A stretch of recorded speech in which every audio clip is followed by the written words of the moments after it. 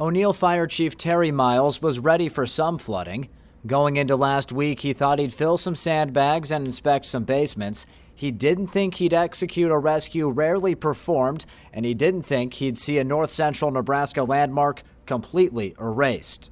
We were expecting a little, lowland flooding, but, as to what happened up north, I think we were all blindsided by the magnitude of it. It was a crisis, a disaster of epic proportions. The perfect storm powered the Niobrara River to record levels and burst the Spencer Dam, a 91-year-old landmark in North Central Nebraska.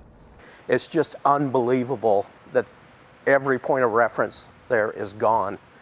I mean, that whole valley is just wiped clean. There's nothing left. The river consumed everything. It took the eyes of a local to point Miles to Angel's Straw Bale Saloon. He made a point of reference to a tree, and he said that's where the bar was, and it was leaning, in the river. Water surrounded a house less than a quarter mile from the dam Wednesday night.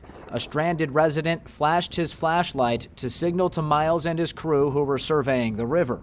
By the grace of God, his house didn't go, but everything beyond that is gone. Miles says O'Neill first responders train for rope rescues, but they're rarely performed. You can't train for what Miles saw Wednesday night. You see disasters on TV, but to see the raw force of nature actually reclaiming its own territory, there's no words for it. Reporting for News Channel Nebraska, I'm Michael Shively.